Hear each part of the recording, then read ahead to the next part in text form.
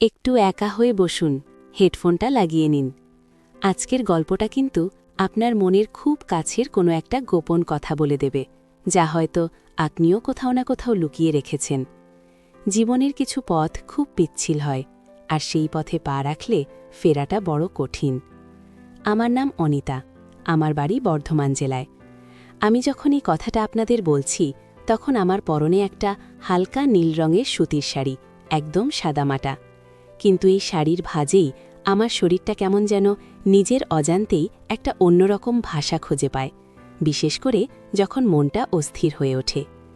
আমার চোখ দুটো হয়তো ক্লান্ত, কিন্তু তার গভীরে লুকিয়ে আছে এমন কিছু গল্প যা শুনলে আপনার ভেতরটাও কেঁপে উঠবে। আমার শরীরের গড়নটা বরাবরই বেশ ভরাট, তাই শাড়িতে নিজেকে আরও বেশি মোহময়ী মনে হয়। আয়নার সামনে দাঁড়ালে নিজেই চমকে যাই কখনো কখনো, বিশেষ করে যখন মনে হয় এই শরীরটার মধ্যেই কত ঝড় লুকিয়ে আছে। চুলের গোছা টেনে একটা এলোমেলো খোপা করা, কিছু উড়ো চুল কানের পাশে এসে খেলা করছে। এই তো আমি, একজন সাধারণ দাড়ি, কিন্তু আমার ভেতরে এমন এক জটিল সম্পর্ক বাসা বেঁধেছিল যা সমাজের সব নিয়ম ভেঙে দিয়েছিল। এটা কোনো সিনেমার গল্প নয়, এটা আমার জীবনের জলজান্ত সত্যি। আমার জীবনে এমন একটা সম্পর্ক এসেছিল যা ভাবতেও গা শিউড়ে ওঠে, অথচ তার টান এতটাই ছিল যে নিজেকে সামলানো তা প্রায় অসম্ভব হয়ে উঠেছিল। আপনারা অনেকেই হয়তো এমন কিছু দেখে বা শুনেছেন যেখানে ঘরের মানুষই অচেনা হয়ে ওঠে, আর অচেনা টান এসে মনের সব বাঁধ ভেঙে দেয়। আজ আমি সেই গল্পটাই আপনাদের শোনাতে এসেছি। আমার এই গল্পটা যদি আপনাদের ভালো লাগে, তাহলে চ্যানেলটাকে সাবস্ক্রাইব করতে ভুলবেন না যেন। আপনাদের একটা সাবস্ক্রাইব হয়তো আমাকে এমন আরও অনেক গোপন কথা বলার সাহস দেবে। আসলে স্বামী সুজিতের সঙ্গে আমার সম্পর্কটা খারাপ ছিল না। আমাদের সংসার ছিল ছিমছাম, ছোটখাটো অভাব থাকলেও ভালোবাসাটা ছিল অটুট। কিন্তু মনের গভীরে এমন কিছু চাহিদা থাকে যা হয়তো মুখে বলা যায় না, না কখনো বলা হয়ে ওঠে না। সুজিতের ছোট ভাই রাহুল আমাদের সঙ্গেই থাকত। ওর নামটা যখনই মুখে আসে, বুকের ভেতরটা কেমন যেন ধড়পড় করে ওঠে। তখন রাহুল সদ্য কলেজ পাশ করেছে, একদম তরতাজা একটা ছেলে, চোখে মুখে স্বপ্ন, আর সারাক্ষণ একটা দুষ্টমি ভরা হাসি লেগে থাকত ওর ঠোঁটে। সুজিতের থেকে রাহুল বয়সে বেশ ছোট, প্রায় ৮-৯ বছরের ছোট হবে। প্রথম প্রথম ও আমাকে বৌদি বলে ডাকত, খুবই সমীহ করে। আমিও ওকে ছোট ভাইয়ের মতোই স্নেহ করতাম। কিন্তু সময় যত এগোতে লাগল, আমাদের সম্পর্কটা যেন এক অন্য পথে মোড় নিতে শুরু করল। সেই পথটা ছিল অন্ধকার, নিষিদ্ধ, আর একই সাথে তীব্র আকর্ষণীয়। আমি ভাবতেও পারিনি যে আমার জীবনে এমন কিছু ঘটতে পারে। প্রথম দিকে ব্যাপারটা ছিল খুব সাধারণ। রাহুল বাড়ির টুকিটাকি কাজে আমাকে সাহায্য করত, কখনো বাজার থেকে কিছু নিয়ে আসা, কখনো রান্নাঘরের কাজে হাত লাগানো, আবার কখনো আমার ছোটখাটো পছন্দের জিনিস নিয়ে আসা। ও জানত আমি কি খেতে ভালোবাসি, কি ধরনের বই পড়তে ভালোবাসি। আমার অজান্তেই ও যেন আমার মনের গভীরে একটা জায়গা করে নিচ্ছিল। ওর হাসি, ওর কথা বলার ভঙ্গি, ওর চোখের চাউনি, সবকিছুতেই কেমন যেন একটা অদ্ভুত মাদকতা ছিল। সুজিত কাজে বেরিয়ে গেলে আমি আর রাহুলই বাড়িতে থাকতাম। সারাদিন ধরে আমাদের টুকটাক কথা চলত, হাসি ঠাট্টা চলত। ওর সামনে আমি নিজেকে অনেক বেশি স্বচ্ছন্দ মনে করতাম। ওর সাথে কথা বলতে বলতে কখন যে সময় কেটে যেত বুঝতেও পারতাম না। সুজিত কাজে ব্যস্ত থাকত, তার কাজের চাপ ছিল অনেক। মাঝে মধ্যে মনে হতো আমার প্রতি তার মনোযোগটা হয়তো একটু কমে গেছে। এই শূন্যতাটাকেই যেন রাহুল পূরণ করতে শুরু করেছিল, অজান্তেই। একদিন দুপুরের কথা, সুজিত অফিসে, আমি রান্নাঘরে কাজ করছিলাম। রাহুল তখন সবে টিউশন থেকে ফিরেছে, গরম লাগছিল খুব। সে সোজা এসে আমার পাশে দাঁড়ালো, বলল, বৌদি, আজ খুব গরম তাই না? আমি ঘামে ভিজেছিলাম, শাড়ির আঁচলটা কাঁধ থেকে খসে পড়ছিল বারবার। ওর কথা শুনে আমি একটু হেসে ঘাড় নাড়লাম। ও তখন হঠাৎ করে আমার কাছাকাছি এসে দাঁড়ালো। আমার কপালে বিন্দু বিন্দু ঘাম দেখে নিজের রুমাল দিয়ে মুছিয়ে দিতে চাইল। আমি একটু হকচকিয়ে গেলাম। ওর আঙুলের স্পর্শে আমার কপালে যেন একটা বিদ্যুৎ খেলে গেল। ও ততক্ষণে রুমালটা সরিয়ে নিয়েছে, কিন্তু তার স্পর্শ আমার কপালে অনেকক্ষণ লেগে রইল। ওর চোখ দুটো তখন আমার দিকে এমনভাবে তাকিয়েছিল যেখানে শুধুমাত্র স্নেহ নয়, আরও কিছু গভীর অনুভূতি খেলা করছিল। সেই প্রথম ওর চোখে আমি অন্য কিছু দেখেছিলাম, একটা চাপা উত্তেজনা, একটা অদ্ভুত আকর্ষণ। সেদিন রাত্রি ঘুমোতে পারিনি আমি। ওর চোখের চাহনিটা বারবার মনে পড়ছিল। বুকের ভেতরটা কেমন যেন মোচড় দিয়ে উঠছিল।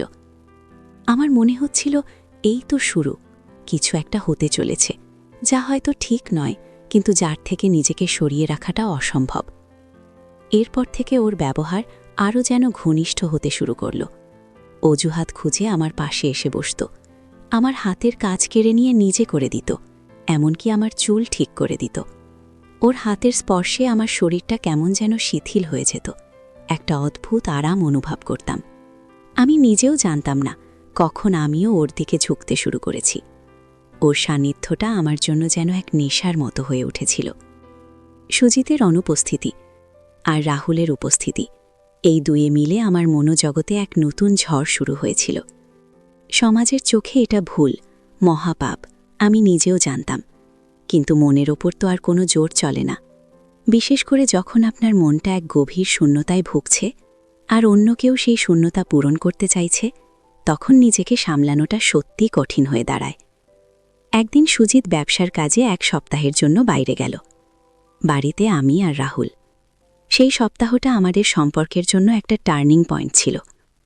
রাহুল যেন আরও বেশি করে আমার কাছাকাছি আসতে শুরু করল। রাতে খাবার টেবিলে বসে আমাদের অনেক গল্প হতো। ওর চোখে আমার জন্য একটা গভীর আকুতি দেখতে পেতাম। আমি যখনই ওর দিকে চোখ তুলে তাকাতাম, ও লজ্জায় চোখ নামিয়ে নিত, আবার পরক্ষণেই লুকিয়ে আমার দিকে তাকাত। এক রাতে আমি বারান্দায় দাঁড়িয়েছিলাম, তখন বেশ রাত। সুজিতের অনুপস্থিতিটা আমাকে আরও বেশি করে রাহুলের দিকে ঠেলে দিচ্ছিল। আমি একলা ছাদের বারান্দায় আকাশের দিকে তাকিয়েছিলাম। রাহুল কখন যে আমার পাশে এসে দাঁড়িয়েছে টেরও পাইনি। ও খুব আস্তে করে আমার নাম ধরে ডাকল, বৌদি। ওর গলার স্বরে কেমন যেন একটা অন্যরকম মাদকতা ছিল। আমি চমকে উঠে ওর দিকে তাকালাম। ও তখন আমার খুব কাছে। ওর নিঃশ্বাস আমি স্পষ্ট অনুভব করতে পারছিলাম। আমাদের দুজনের বুকের ভেতরেই তখন এক অদ্ভুত তোলপাড় চলছিল। ওর হাতটা খুব সাবধানে আমার হাতের ওপর এসে পড়ল। একটা মৃদু কাঁপুনি আমার শরীর ভেদ করে গেল। আমি হাত সরাতে পারলাম না। ওর স্পর্শে কেমন যেন একটা অচেনা ভালো লাগা আমার সারা শরীরে ছড়িয়ে পড়ছিল। ও আমাকে একটু টেনে ওর আরও কাছে নিয়ে এলো। আমি বাধা দিতে পারলাম না। আমার শরীর যেন নিজের অজান্তেই ওর দিকে ঝুঁকে পড়ছিল। ওর চোখের দিকে তাকিয়ে দেখলাম সেখানে হাজারো অনুচ্চারিত কথা। ওর ঠোঁট দুটো আমার কানের কাছে এসে ফিসফিস করে বলল, বৌদি, তোমাকে আমার খুব ভালো লাগে। ওর এই কথাগুলো আমার কানে যেন বিষের মতো ঢুকল, আবার অমৃতের মতোও লাগছিল। ভালো লাগা আর অপরাধবোধের এক অদ্ভুত মিশেল। আমি চুপ করেছিলাম। ওর হাতটা আমার কোমর জড়িয়ে ধরল। আমি কাঁপছিলাম থরথর করে। আমার ভেতরের বিবেক বারবার আমাকে আটকাতে চাইছিল, কিন্তু আমার শরীর, আমার মন যেন অন্য এক সুখে গা ভাসাতে চাইছিল। সেই রাতে আমরা আরও অনেকক্ষণ বারান্দায় ছিলাম। ওর উপস্থিতিই আমাকে এক অদ্ভুত আশ্রয় দিচ্ছিল। সেই রাতে আর কোনো শারীরিক ঘনিষ্ঠতা হয়নি, কিন্তু মনের দিক থেকে আমরা যেন অনেকটাই কাছাকাছি চলে এসেছিলাম। এই ঘটনার পর আমাদের সম্পর্কের বাঁধনটা আরও আলগা হয়ে গেল। আমরা যেন দুজনেই এক নিষিদ্ধ খেলার সঙ্গী হয়ে উঠলাম। এরপর থেকে বাড়িতে যখনই আমরা একা থাকতাম, আমাদের মধ্যে সেই গোপন খেলা চলতে থাকত। ওর চোখের ভাষা, হাতের স্পর্শ, কথার ইঙ্গিত সবকিছুই অন্যরকম হয়ে গিয়েছিল। আমি নিজেও কখন যে এই সম্পর্কটার গভীরে জড়িয়ে পড়েছিলাম বুঝতে পারিনি। সুজিতের প্রতি আমার টান কমে যাচ্ছিল না, কিন্তু রাহুলের প্রতি একটা তীব্র শারীরিক আকর্ষণ এবং মানসিক নির্ভরতা গড়ে উঠছিল। রাহুল যেন আমার মনের সব না বলা কথাগুলো বুঝে নিত। আমার ছোট ছোট মন খারাপ, আমার লুকানো ইচ্ছেগুলো ও বুঝতে পারত। ধীরে ধীরে ও আমার জীবনের একটা অবিচ্ছেদ্য অংশ হয়ে উঠল। ওর সঙ্গ ছাড়া যেন আমি থাকতেই পারতাম না। রাহুল যেন এক অদ্ভুত ক্ষমতার অধিকারী হয়ে উঠেছিল। আমার চোখের দিকে তাকিয়েই ও বুঝে যেত আমার মনের অবস্থা। যেদিন সুজিত বাড়িতে থাকত না, সেদিন রাহুল আরও বেশি সাহসী হয়ে উঠত। ও তখন আমার সঙ্গে এমনভাবে মিশত যেন আমি ওর বান্ধবী, ওর প্রেমিকা। আমার শাড়ির আঁচলটা ঠিক করে দেওয়া, আমার কানের লতিতা সালতো করে হাত বুলিয়ে দেওয়া, আমার চুলের গোছা নিয়ে খেলা করা, এইসব ছোট ছোট স্পর্শগুলো আমাকে এক অন্য জগতে নিয়ে যেত। আমি জানতাম এটা ভুল, সমাজের চোখে গর্হিত অপরাধ, কিন্তু নিজেকে আটকাতে পারতাম না। মনের ভেতরটা তীব্র অপরাধ বোধে ভুগলেও ওর সান্নিধ্যটা আমাকে এক অদ্ভুত শান্তি দিত, যা সুজিতের কাছ থেকে আমি পাচ্ছিলাম না। এক দুপুরে রান্না করছিলাম। রাহুল হঠাৎ করে পেছন থেকে এসে আমাকে জড়িয়ে ধরল। ওর উষ্ণ নিঃশ্বাস আমার ঘাড়ে লাগতেই আমি কেঁপে উঠলাম। আমার সারা শরীরে যেন আগুন ধরে গেল। আমি জানতাম এটা ঠিক নয়, কিন্তু আমার শরীর বিদ্রোহ করছিল না। ও আমার কানে ফিসফিস করে বলল, বৌদি, তোমাকে ছাড়া আমি এক মুহূর্তও থাকতে পারি না। ওর এই কথাগুলো আমার সমস্ত প্রতিরোধ ভেঙে দিল। আমি ওর দিকে ঘুরলাম। ওর চোখগুলো তখন আমার চোখে, তার গভীরতায় আমি হারিয়ে গেলাম। আমাদের ঠোঁট দুটো খুব কাছাকাছি চলে এলো। তারপর যা হওয়ার তাই হলো। সেই মুহূর্তে আমার মনে হলো পৃথিবীটা যেন থেমে গেছে। সেই প্রথমবার আমি অনুভব করলাম নিষিদ্ধের টান কতটা গভীর আর তীব্র হতে পারে। এরপর থেকে আমাদের সম্পর্কটা আরও গভীরে যেতে লাগল। আমরা দুজনেই যেন এক অদৃশ্য বাঁধনে বাধা পড়েছিলাম। তবে এই সম্পর্কের একটা অন্ধকার দিকও ছিল। রাহুল যখন দেখল আমি পুরোপুরি ওর জালে জড়িয়ে গেছি, তখন ও যেন আমার উপর একটা অদৃশ্য নিয়ন্ত্রণ প্রতিষ্ঠা করতে চাইল। সে আমাকে নানান বিষয়ে জেরা করত, আমার বন্ধুদের সম্পর্কে খোঁজ নিত, এমনকি আমার ফোনও দেখত। প্রথম এটাকে ওর ভালোবাসা মনে হলেও ধীরে ধীরে বুঝতে পারছিলাম এটা ভালোবাসার চেয়ে বেশি কিছু। এটা যেন এক ধরনের মানসিক ব্ল্যাকমেল। ও জানতো আমি এই সম্পর্কটা কাউকে বলতে পারবো না। আমার সম্মান, আমার সংসার সবকিছুই ওর হাতে ছিল। ও যদি মুখ খুলে দেয় তাহলে আমার জীবনটা ধ্বংস হয়ে যাবে। এই ভয়টাই ও আমার বিরুদ্ধে ব্যবহার করত। আমি যেন ওর হাতের পুতুল হয়ে গিয়েছিলাম। ওর ছোট ছোট আবদারগুলোও আমাকে পূরণ করতে হতো। কখনো বাইরে ওর বন্ধুদের সঙ্গে দেখা করার কথা বলতো, কখনো মাঝরাতে ছাদে এসে ওর সঙ্গে দেখা করতে বলতো। আমি জানতাম আমার পক্ষে এসব করা সম্ভব নয়, কিন্তু ওকে মানা করতে পারতাম না। আমার ভেতরের অপরাধ বোধ আর বাইরের সমাজের ভয়, এই দুয়ের মাঝে আমি যেন এক জটিল জালে আটকা পড়েছিলাম। দিনের পর দিন আমার মানসিক শান্তি নষ্ট হতে লাগলো। আমি হাসতে ভুলে গেলাম, আনন্দে থাকতে ভুলে গেলাম। সুজিতের সঙ্গেও আমার দূরত্ব বাড়ছিল। আমি ওর চোখে চোখ রাখতে পারতাম না, কারণ আমার ভেতরের পাপ আমাকে কুরে কুরে খাচ্ছিল। একদিন রাতে রাহুল আমার ঘরে এসেছিল। সুজিত তখন গভীর ঘুমে। রাহুল আমার পাশে এসে বসেছিল, আমার হাত ধরে ফিসফিস করে অনেক কথা বলছিল। ওর কথায় কেমন যেন একটা জোর ছিল। ও আমাকে বলছিল যদি আমি ওর কথা না শুনি তাহলে ও আমাদের সম্পর্কের সব কথা সুজিতকে বলে দেবে। আমার বুকটা কেঁপে উঠল, আমার চোখ দিয়ে জল গড়িয়ে পড়ছিল। আমি জানতাম ও যা বলছে সেটা আমার জন্য চরম সর্বনাশ ডেকে আনবে, কিন্তু আমি কি করব? ওকে আটকাতে পারছিলাম না। সেদিন রাতে আমি এক কঠিন সিদ্ধান্ত নিলাম। আমি এই সম্পর্ক থেকে বের হয়ে আসবই, যে কোনো মূল্যে। পরের দিন সকাল থেকেই আমি রাহুলকে এড়াতে শুরু করলাম। ও আমাকে বারবার কাছে আসার চেষ্টা করলেও আমি ওকে এড়িয়ে যাচ্ছিলাম।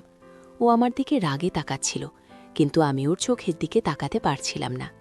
বিকেলে যখন ও আমার কাছে এসে জানতে চাইল কেন আমি এমন করছি, আমি খুব ঠান্ডা গলায় বললাম, রাহুল, যা হচ্ছে তা ভুল, এটা এভাবে চলতে পারে মা। ও প্রথমে বিশ্বাস করতে পারছিল না। ও আমাকে ভয় দেখাতে চাইল, আমি সব বলে দেব সুজিতকে। আমি জানি এটাই ওর শেষ অস্ত্র। আমার মন তখন পাথর হয়ে গেছে। আমি বললাম, যা খুশি তাই করো, কিন্তু আমি আর এই সম্পর্কে থাকতে পারবো না। তোমার যা করার করো। ওর মুখটা ফ্যাকাশে হয়ে গেল। ও বুঝল আমি এবার দৃঢ় সংকল্পবদ্ধ। এরপরের কিছুদিন বাড়িতে একটা চাপা উত্তেজনা ছিল। রাহুল আমার সঙ্গে কথা বলতো না, আমাকে দেখলে মুখ ঘুরিয়ে নিত। আমি জানতাম ও আঘাত পেয়েছে, কিন্তু আমার আর কোনো উপায় ছিল না। আমি আমার সংসার, আমার সম্মান সবকিছু বাঁচাতে চেয়েছিলাম। এই নিষিদ্ধ সম্পর্কটা আমার জীবনকে তিল তিল করে শেষ করে দিচ্ছিল। ধীরে ধীরে পরিস্থিতি স্বাভাবিক হলো। রাহুল পড়াশোনার জন্য শহরে চলে গেল। যাওয়ার আগে ও আমার দিকে একবারও ফিরে তাকায়নি। আমিও ওকে বিদায় জানাইনি। একটা নীরব বিদায় ছিল আমাদের। ও চলে যাওয়ার পর আমার মনে এক অদ্ভুত শান্তি নেমে এলো। তবে এই সম্পর্কটা আমাকে অনেক কিছু শিখিয়েছিল মনের দুর্বলতা মানুষকে কতটা ভুল পথে চালিত করতে পারে, আর সমাজের সীমারেখা ভেঙে দিলে তার পরিণতি কতটা ভয়াবহ হতে পারে। এক মুহূর্তের ভুল, এক ফোঁটা অন্ধ আকর্ষণ সারা জীবনের শান্তি কেড়ে নিতে পারে। আজও যখন সেই দিনগুলোর কথা মনে পড়ে আমার বুকের ভেতরটা কেঁপে ওঠে।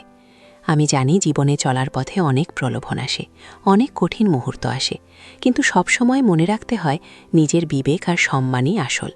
ভুল থেকে শিক্ষা নিয়ে নতুন করে শুরু করাটাই বুদ্ধিমানের কাজ। আমার এই গল্পটা আপনাদের হয়তো একটা আয়না দেখাবে।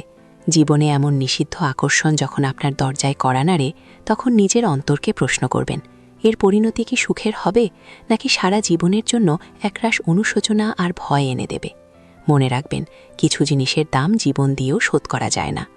নিজেদের সম্পর্কগুলোর যত্ন নিন, একে অপরের প্রতি বিশ্বাস রাখুন এবং সামাজিক ও নৈতিকতার সীমারেখা মেনে চলুন, কারণ ক্ষণিকের সুখের জন্য সারা জীবনে শান্তি বিসর্জন দেওয়াটা কখনোই বিচক্ষণতার কাজ নয়।